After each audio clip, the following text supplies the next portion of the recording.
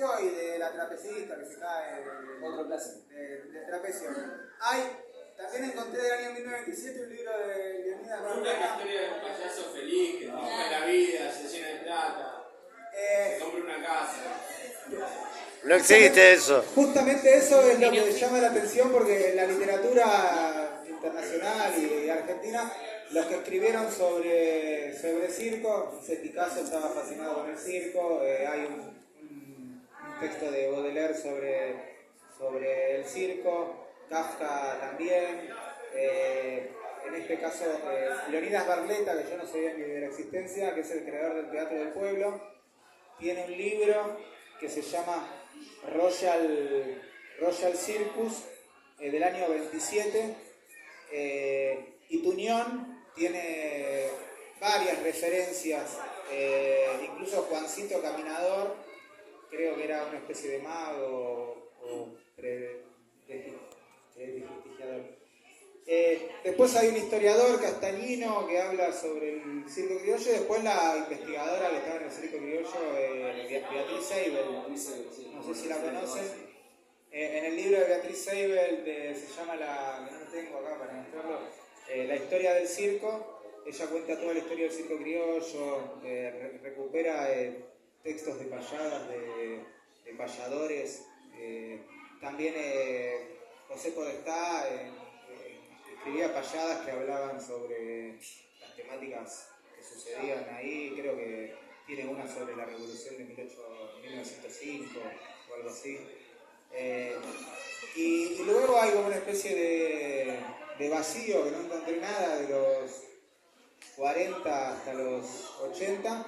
Hay un libro que no lo tengo, pero que me encantaría leerlo, sobre Beatriz Seibel, que se llama Los artistas trashumantes. Y luego otro se llama Teatro Bárbaro, un poco sobre la gente que viajaba por el interior, me imagino que paralelamente que los grandes circos, ¿no?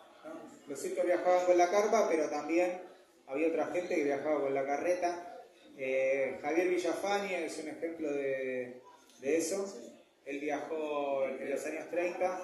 Javier Villafañe era amigo de poetas, por ejemplo, Hamlet Lino Quintana y el otro que no me acuerdo cómo se llama. Eran amigos, es como que los artistas, los titiriteros, los artistas del circo, los payasos tenían, no sé si se encontraban en los llamados cafés de los artistas, que en Brasil por lo menos existían. Había un lugar que todos los lunes, en una calle en San Pablo, es donde hoy está el Memorial de Circo, en San Pablo, los días lunes tenían sus días libres y ahí se encontraban, ¿viste? Los artistas de circo, y iban los poetas, los músicos, gente de la cultura. Entonces, por algún motivo, unos escribían sobre otros, o hacían pinturas. Me perdí. Lo que estaba comentando, ¿en qué estaba comentando? Perdón, porque... Estabas haciendo como cronológicamente. un avance del material que fuiste encontrando relacionado. Y bueno, a mí siempre me llamó la atención qué pasó, que es algo que no hay mucho material, qué pasó con estos artistas trashumantes cuando empezaron a haber las dictaduras acá, ¿no? A partir de los 60, los 70. Y bueno, y un poco lo que retoma, yo creo, de Newton las pelotas, es todo lo que vino después de la dictadura con la salida de la gente a la calle. Que por un lado estaba toda la movida del paracultural, el Club del Clown, de Chamé, de Hernán Gené, y todos unos clowns que muchos empezaron en la calle, pero en realidad después se centraron en... Es que, perdón, el aporte. Hay un libro de Haroldo Conti, un actor famoso desaparecido, militante comprometido, que se llama Mascaró el cazador americano, y trata de un muchacho que se va de su pueblo muy joven y se suma a la troupe de un circo, pero que ese circo itinerante se transforma en una especie de guerrilla. En realidad no es explícito que es una guerrilla, pero de alguna manera representa, simboliza eso de una manera un poco inocente. Bueno, buen dato, no lo tenía. A mí lo que me llamó la atención es que casi todo lo literario que hay está escrito obviamente por escritores, pero lo que no hay son libros producidos por los propios protagonistas, ¿sí? Y eso es algo que tal vez a partir de la Newton, que empiezan a escribir Maury Curvar, el monstruo punk, que era, no sé, él empezó como historietista, escritor, y luego fue uno de los primeros pioneros del teatro callejero y del malabarismo, porque en el año 90 y pico fueron a Francia, vivieron toda la locura de esta onda Mad Max, Circo Punk fueron las primeras convenciones, eso coincidió con la llegada de la Royal Deluxe, Manu Chao y todos los... y él ya escribía y él fue parte de la redacción de Cerdos y Peces, y creo que es una revista de Enrique Sims. Y entonces, esa es la parte que le voy a dejar a Diego, cómo surge la Newton de las pelotas, que la primera es del año 95, ¿no? Sí. A ver, pasame así, le voy mostrando un poco el tema. Bueno, yo soy parte de la Newton, gran parte de la historia de la Newton, no desde el inicio. El primer número, el número 0, este fanzine, fue en junio del 95, y este número tiene que ver más con un grupo de gente, de artistas callejeros, que estaban la mayoría que trabajaban en Plaza Francia, y que vivían juntos en comunidad en el Fuerte Gavizones, que era un lugar en el Tigre, una casa, no era una casa tomada, era una casa que alquilaban, pero que vivían en comunidad y varias personas, y realizaban talleres, movidas, fiestas, los fines de semana hacían espectáculos, y este primer número tiene que ver más con contenidos de lo que ellos hacían, ¿sí? Hay alguna, por ejemplo, no sé, hay un mapa de cómo hacer tu propia clava, porque en esa época no había todo el circo acá para comprar, tenés que comprarlos afuera, entonces te explicaban cómo hacer las antorchas, las clavas No malabares. existía YouTube para... Claro. Era el YouTube de esa época. Exactamente. Pero bueno, este primer número tiene que ver eso, como mostrar un poco lo que ellos hacían desde el taller, de los espectáculos. Después... ¿Esto es todo nacional? Sí, todo acá en Buenos Aires, principalmente. Sí, todo acá. Y lo llevó adelante Germán de Sousa, ¿sí? Que es el director, el creador, el cerebro de Newton las pelotas, el día de hoy, exista, con Mauro, que lo mencionaba.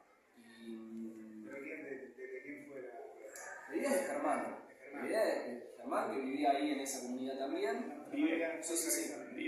Sí, vive en Barcelona, sigue haciendo otros proyectos, pero bueno, con él llevó adelante esto desde el inicio, que después pasó a este formato, ¿sí? La revista más grande, clásica,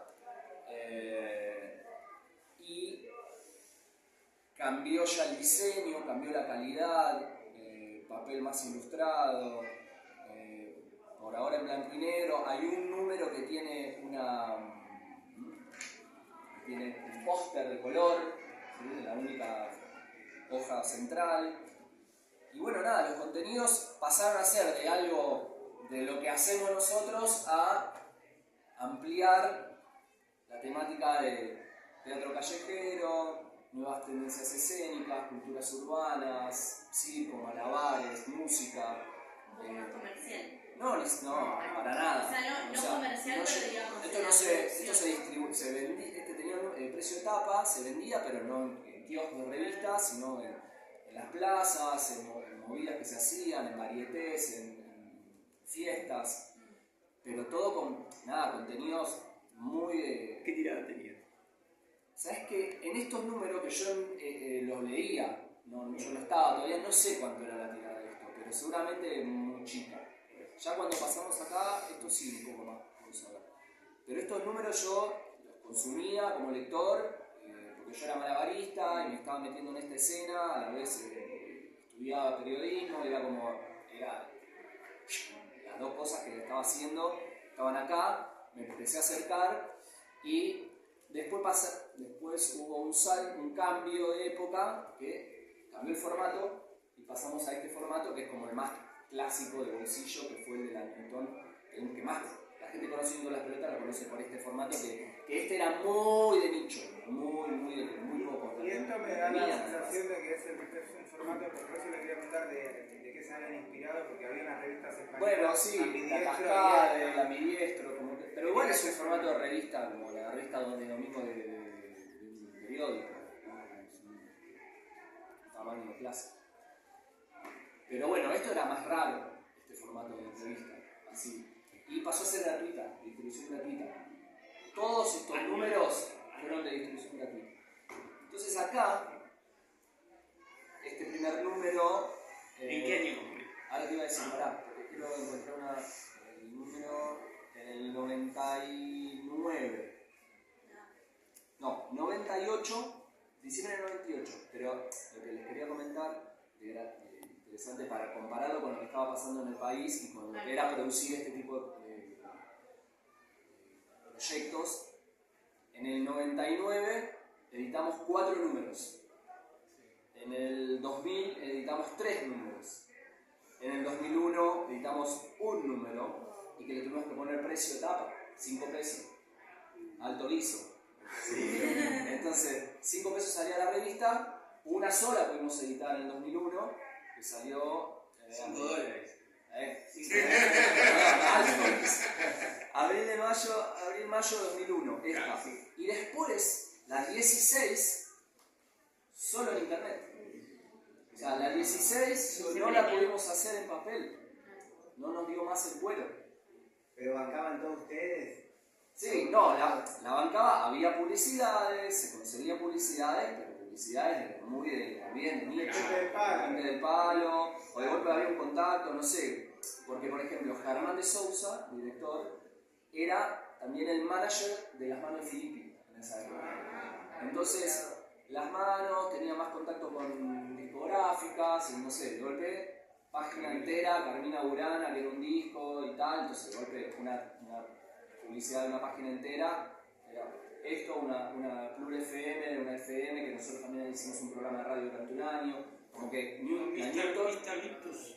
No, Mr. Victus es mi socio, Miguel. ¿Vos lo conoces a Miguel? Miguel, no, Mr. Victus. No, Mr. Victus es Miguel Mayores y Miguelius es otro. Otro, sí, no, Mr. Victus. Bueno. Que tenía la bola loca.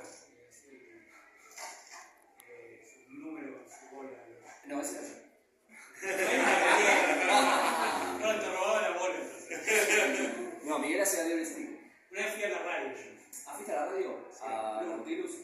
Después en la parte de la explica viene la parte que quién se llevaba la... Bueno, nada, lo que quería comentarles es eso, es como que el proceso de la revista tuvo esta primera etapa más inicial de la génesis, más de fanzine, más punky, y después pasó a esto que, nada, pudimos hacer varias ediciones, todo súper autogestionado, éramos Germán, Miguel y yo, éramos los tres, la cabeza de esto, y colaboradores que iban mandando sus notas, pero el día a día lo hacíamos entre los tres. Germán hacía todo, hacía el diseño, y con Miguel estábamos más en producción y en generar contenidos también. Tenía una redacción. Había una casa redacción, ¿sí? Que era la casa de Germán, donde se había montado una especie de redacción, ¿sí? Existía. Y cuando fue diciembre de 2001, después del verano de 2002, Germán se fue a vivir a Barcelona, como un montón de gente, sigue, hasta el día de hoy vive en Barcelona, y en Barcelona conseguimos un editor más comercial, una persona que nos ayudó a seguir adelante el proyecto desde Barcelona, y trajo contactos y una guía, no sé cómo, ahí ya no me acuerdo tanto cómo fue la interna de dónde salía la plata, pero se hicieron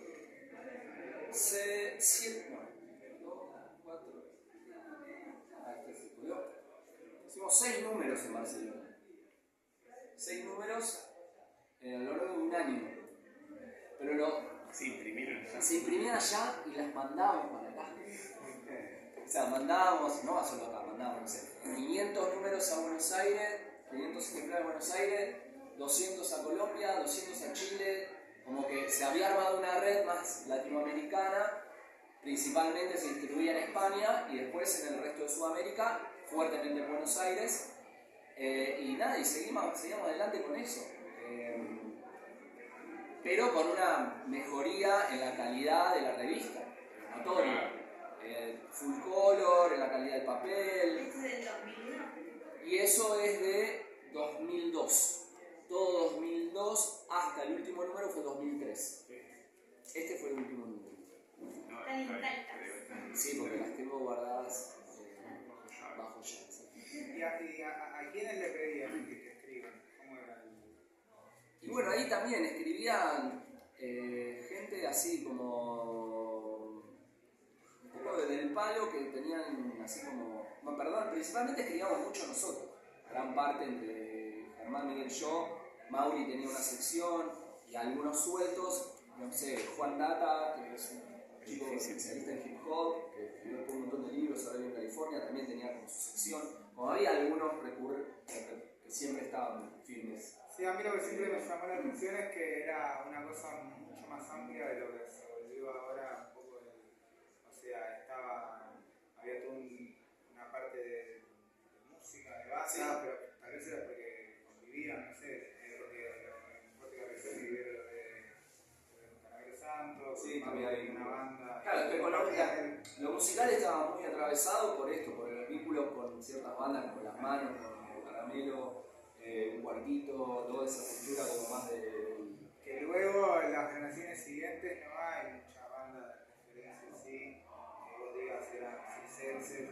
No sé si tuvo que ver eso, que en esos años vino la Royal Deluxe, vino la Fura del Baus, después hay una nota, la Fura, hay una nota acá del TCO. Sí, obvio, con TCO son mucho vínculo. No, pero por ejemplo, no sé, también nota esta... Pasa que después lo que pasó es que en esta última etapa de Barcelona como que tomó el contenido y la lógica de más europea. Sí, se volvió más europea en lo que eran los contenidos. Nosotros, bueno, metíamos cosas más de acá, pero... Es muy loco que... Eso es un festival muy grosso de Barcelona, de la maratón, el espectáculo que se hace en toda la ciudad. Y bueno, eso es una publicidad y una página que... Digo, en esa etapa se pudo hacer eso porque entró publicidad. Pero digo, todo eso era para sostener y tener buena calidad y seguir adelante con el proyecto, nunca pensando en cobrar como un laburo, ¿no? O sea, yo todo este proceso que yo entré en el número 8 y hasta que terminamos con el proyecto fueron un montón de años y era todo humor. A mí lo que me llama mucho la atención, sobre todo en la primera que está ahí, que había una grilla de quienes actuaban en el año 95 en Plaza Francia. Claro, bueno, eso estaba en la agenda de espectáculos callejeros. Y está mucho más rastreable o investigable de esa época, que fue, por así decir, analógica, que hoy en día, si yo te pregunto quiénes actuaron en el 2016 acá. Incluso, claro, no sé por qué se dejó de acá, hay una crónica del primer Festival de Arte Callejero, de la convención, de mucha de primer Carcajada, festival de humor que hubo acá. Incluso en esa época de Carcajada estaba muy vinculado el nuevo circo con la gente que venía del humor y del estándar y del paracultural. Y hoy en día... O sea, al final a Carcajada llegó a ir Capusotto, llegaron a ir gente de Enrique Federer, mucha gente que venía del teatro. No, pero lo que veníamos hablando previamente era como que esta etapa que fueron casi 10 años, porque cuando después del último número pasamos a una instancia online, en que se trató de ahí el último manotazo de seguir con el proyecto, al menos digitalmente, y bueno, duró un año más, y después ya quedó como un registro. Después se canceló el proyecto. No, después dejamos porque tenemos que vivir y era imposible sostener esto porque lleva mucho laburo. Sí, Hacer obvio. las cosas. ¿Quién No, y lo que pasó después es que en un momento Germán ya no podía ni siquiera ni pagar el hosting de la página. Y fue como, bueno, un día nos dijo, bueno, no lo voy a pagar. y nunca hubo... Es muy loco eso. Y el mismo gremio, llamémoslo, ¿Qué? por eso que no hay... ¿De qué hablas? Muchacho. No sé, ¿de qué estás hablando? Sí, bueno, la ¿Qué lo creamos? ¿Qué? Claro, lo creamos. Claro. No, fijémonos que no hay nadie del Palo del Circo. Palo del Circo. Porque es algo justamente que pareciera no históricamente, no sé, el circo es itinerante, la gente está poniendo estacas, están cargando cosas, ¿viste? Sentarte a escribir. Bueno, pero también pasó que todo esto tiene más de 20 años, 25 años, y son momentos. En ese momento era un furor de los callejeros, del circo, de los malabares, hubo como un pico. Y bueno, movidas van y vienen, me parece. Sí, Hoy en día. Bueno, yo conozco, tengo una amiga que estudió artes circenses y me contaba que, bueno, que justamente hoy en día en lo nacional no hay mucha movida circense porque la mayor oferta la tienen afuera, lamentablemente. pero bueno, en esta época también, muchas de las revistas hay crónicas de la convención de no sé dónde, que fue uno. Lo que pasa es que eso después como que a mí me llama la atención, cuando yo empecé a hacer en el ya 2007, 2008, viajando, fanzines, que un poco contaban no sé, las cosas que nos pasaban a mí. No tenía mi única referencia era la Newton, encima que era gente que no conocía personalmente porque en esa época bueno, no existían las redes, un montón de cosas, y tampoco tenía con quién Con qué combatir eso. no, rosquear, porque este es el primer fanzine que hice en el año 2007 en Colombia y no tenía quien me ayude a editar nada, ni siquiera una computadora. Y que en ese momento tampoco Yo veía, había mucho. yo siempre dije, loco, ¿cómo hacen esto de la Newton? ¿Quién es el diseñador? ¿No? Porque justamente es algo que tiene los circenses, que siempre tuvo muy atractivo. Son los Illuminati. ¿Eh? Los Illuminati. No, pero digo, es alguien que sabe específicamente de lo que es edición y de lo que es hacer revistas, porque tal vez tuvo contacto. Acá igual se dio que la persona que lo creó el proyecto era diseñador gráfico. Claro, sí. Y se Y nota escribía, la portada. y era una persona con una capacidad así, muy fuerte, Germán. ¿De qué edad? Un poco más grande. No, tiene una edad, un año más. Sí, tiene, creo que acá cumple 50. Pero como que él era así, todoterreno. Iba para adelante con el proyecto y no importaba nada. No importaba su vida, incluso en el transcurso. Después hubo una especie de, llamémoslo, que dejó vacante, creo que se acabó en el 2005. Sí, 2013 el último número y con el 2005 ya después online ya Que estaba. incluso yo empecé a hacer malabares en el 2000, mucha gente después de la crisis, en el 2001, se fue a Uruguay, Brasil, otros se fueron por Latinoamérica, Chile, expandieron un poco los malabares del semáforo. Toda esta generación, me parece a mí, no era gente que se dedicaba a hacer malabares en el semáforo porque no existía. Ah, bueno, bien. En el año 98, 99, un loco que venía de México, cagado de hambre, era artesano y hacía de Stick, y lo había visto en México porque en México la gente del circo, de los circos grandes que había en la ciudad, medio que se vino a pique en los 80 el circo, entonces toda esa gente del circo tradicional en una ciudad como México DF, que tenía 10 millones de personas y un montón de semáforos, empezaron a hacer semáforos, pero los que empezaron a hacer semáforos no eran gente eran del mismo circo. Y los viajeros, que hubo toda una generación que se fue en los 90, creo, podías viajar y llegó un montón de gente. Y si vos te vas a Colombia, México, mucha gente recuerda a las primeras personas del circo Salapia, de Bariloche. Bueno, hubo trucks diferentes, Sí, muchos trucos. que fueron llegando. Y este loco en el año 98, esa es una historia que me contó a mí, él, una vez que volvió, un loco un poco más grande que usted, creo que vivió en Fuerte Camisón, Omar. El loco estaba cagado de hambre, un artesano, cagado de hambre en el obelisco, en el año 98, en plena flexibilización laboral, acá, y llega del Caribe, de México, de Belice, y está en el obelisco en invierno, en julio, cagado de hambre, y dice, voy a probar el semáforo, ¿viste? Y el chabón prueba, ¡pum!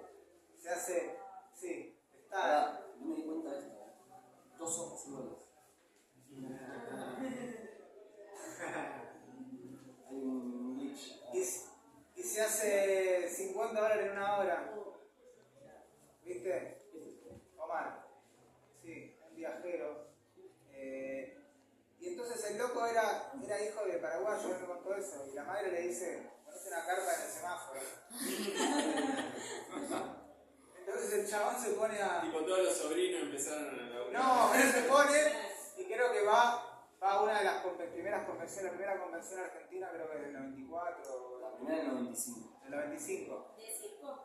Sí, el encuentro de malabares y después vinieron las convenciones, que ya como fueron las primeras de Latinoamérica y también los primeros que viajaron a Europa a los festivales y muchos eran de acá porque ya había gente trabajando en la calle desde el 83, Chacobachi, un montón de la Universidad de Apocalipsis, un montón de otra gente. Omar le dice a los que hacían espectáculos, le dice, che, me estoy, a otros que eran malabaristas pero que no trabajaban, le dice, yo estoy ahí en el semáforo y todos le dicen, no, para el circo criollo, que en los primeros años del circo criollo estaba toda esta cosa con la calle, No, medio anti, siempre fueron, después lo que pasa es que la gente que era de la calle se volvió al circo criollo y se volvieron como tradicionales ellos, entonces a los viejos no les tocó otra que aceptar eso, pero también son los que decidieron continuar con la... Y le dice que vayan al semáforo y el loco dice, no vamos a hacer eso, están mirando, no sé cuánto. Hasta que un par fueron y vieron que se llenaban de guita, que en una no semana... era el momento que. En una semana se hacía la plata para irse a mucha Europa. guita cuando. Porque había una moneda de $1 y todavía no estaba la crisis. Entonces la gente te da peso, 2. Y el importe es 30. No, había gente que hacía 100 dólares por día. Claro, sí, Y con eso se iban a... En una semana se compraban un pasaje para irse a Europa. Y parece que en esa convención... ¿Qué? Sí, eso fue Era hasta... la inversión de momento. Incluso mi generación, que ya arrancamos con la crisis, igual ganábamos más plata que un albañil o que un obrero en un par de horas. A lo que iba con esto es que él le dijo un par y en una de las convenciones, yo todo esto porque en un momento empecé a hacer entrevistas para empezar a hacer un documental sobre la generación de artistas de mi generación, cómo fue el proceso de pasar del semáforo a la plaza. La generación anterior empezó directamente o en lugares como para cultural o en lugares de teatro y después salieron a hacer espectáculos. Y después se fueron a Europa y en Europa la gente iban a festivales, hacían espectáculos, o a lo sumo se ponían con una peatonal y hacer malabares, pero toda la gente que tiene más de 45 o que arrancó antes del 2000 arrancó haciendo espectáculos. Y la mía no, hacíamos semáforo y descubrimos el semáforo que existía todo un mundo súper... No, y después también pasó que cuando el semáforo explotó y explotó la crisis, entraron al semáforo los desplazados, no Sí. los artistas.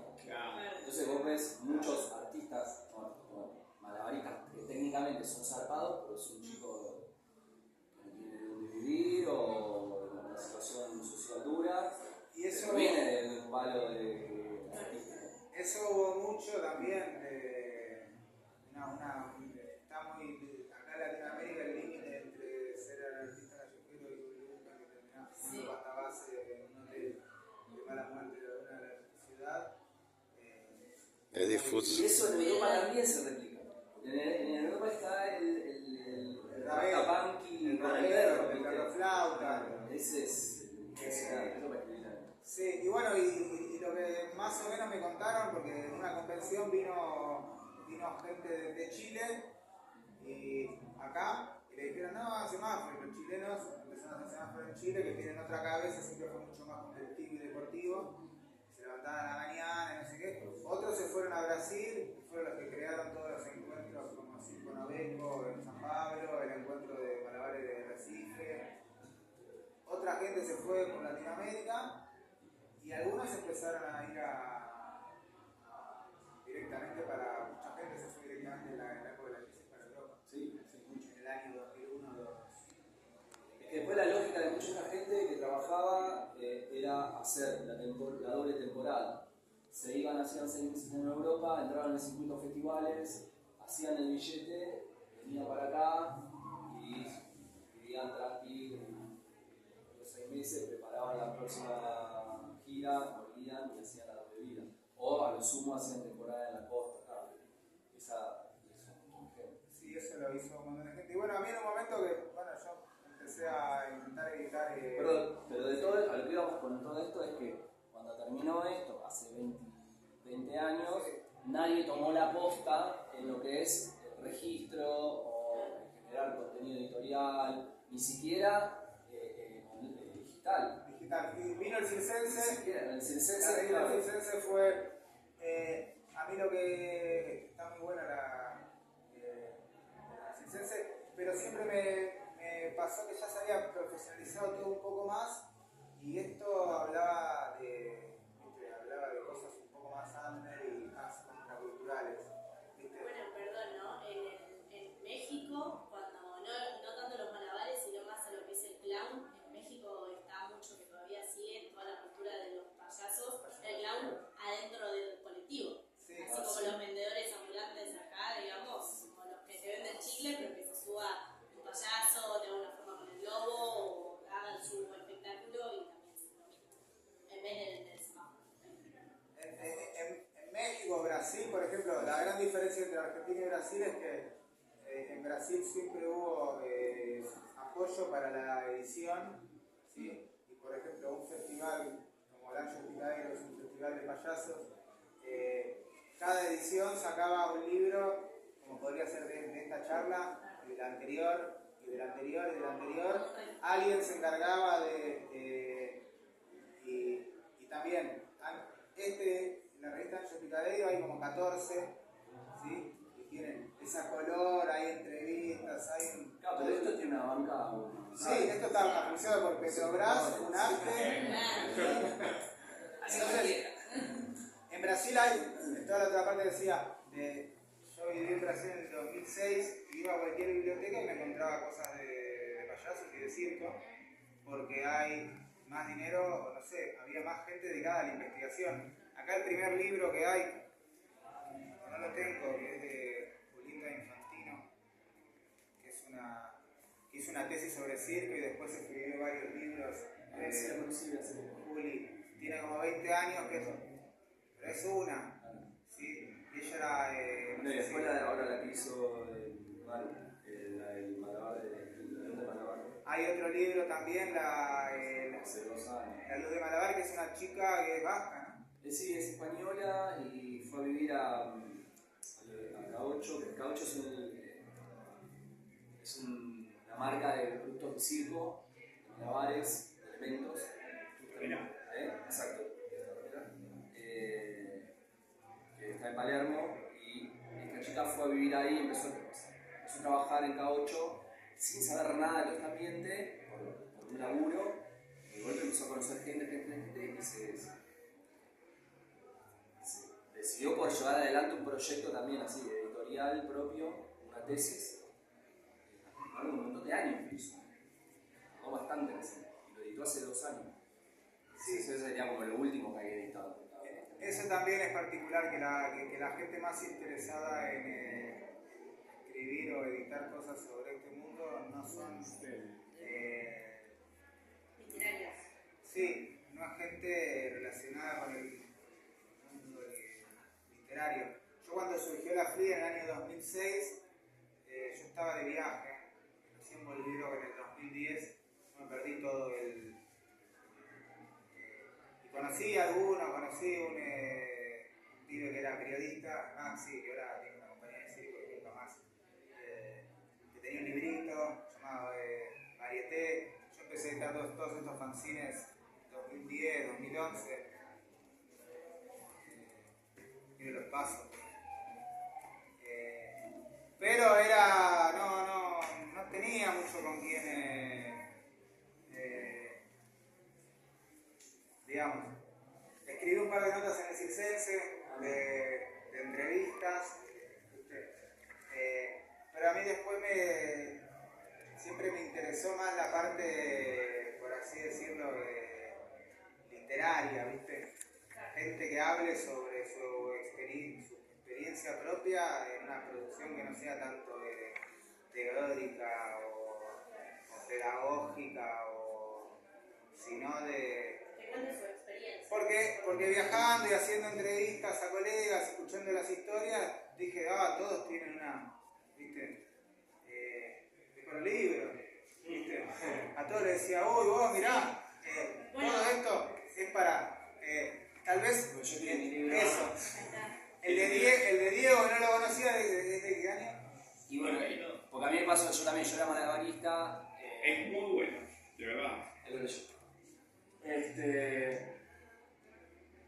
Y haciendo la Newton y todo este universo que fue creciendo, con Miguel, que vos mencionaste, nos fuimos de gira laburando por México en el 2001. Nos fuimos el 26 de diciembre de 2001, muy pegado a la crisis, y estuvimos todo ese verano, post la evaluación y los psicopresidentes y todo, estando en México. Fueron 3 meses viajando, un viaje muy iniciático, más pendejos, y como también saliendo por primera vez a laburar, más que nada la cultura de la noche, de las raves, como más de la cultura electrónica, no tanto del circo. Y nada, y después volví, pasaron miles de cosas ahí, muchas anécdotas y cuestiones. Y siempre quedó como eso es para hacer un libro. Y eso fue en 2001, y el libro lo edité en el 2016, 15 años contados. Sí. Hoy en día hay una chica que por redes sociales, bueno, ahora por redes sociales que se puede ver como mucho más, se puede conocer más fácilmente. Hay una chica que se dedica a hacer registro de las personas que hacen malabares o clown en la calle, y el registro de ella básicamente es sacarle, también la mina es fotógrafa, entonces le saca una foto y entrevista básicamente a las personas o les dice algo que quieran dejar y cuentan su historia personal, digamos. Por ejemplo, había un señor que contaba que, no sé, que laburaba y su laburo lo deprimía un montón y empezó haciendo clown en la calle y la alegría de los chicos, qué sé yo, como que le alegraba el día, digamos. Otro que empezaba haciendo shows para cumpleaños, para juntar un poco más de guita, digamos. Personas que así van dejando su registro y que cuentan, toca un poco más el tema que vos decís, ¿no? De la persona que ha hecho su registro, que cuente qué es lo que le pasa detrás. Y bueno, nada, la mina lo hace como con esta visión de detrás del payaso hay una persona que tiene su... Claro, porque digamos, una persona que se esconde detrás de un maquillaje y demás.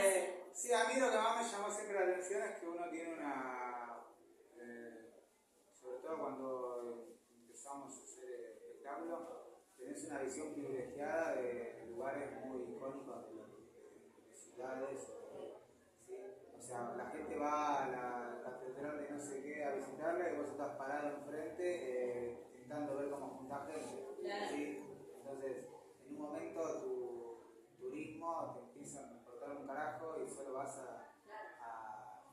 y en eso conoces gente, después de actuar, te cuentan historias, mueve mucho. Entonces, como que es muy rico y a veces queda en eso, en algo muy... Ya el espectáculo de por sí es efímero, porque es algo que no hay, ahora sí hay registro, lo que sea, pero digamos como que es algo que pasa. Y el circo en sí se va, es itinerante, tiene toda una, como una especie de cosa romántica que viene, llega, está en 100 años de soledad, que viene el gitano y se va, pero muy pocas veces se escucha, o sea, todos hablan del payaso triste, de que está ahí deprimido con el maquillaje, pero nunca es el mismo payaso hablando de que está triste. ¿Entendés? Entonces,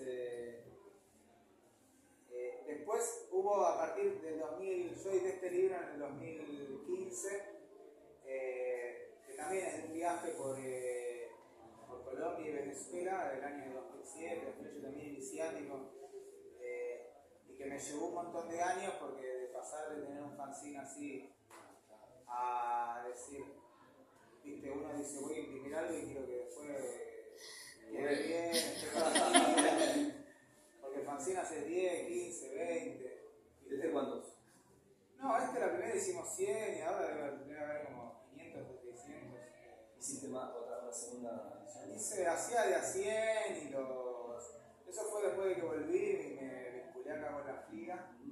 Justamente conocí en este libro, conocí un editor, alguien que hizo la tapa, otro que hizo las ilustraciones. Además de tu FLIA.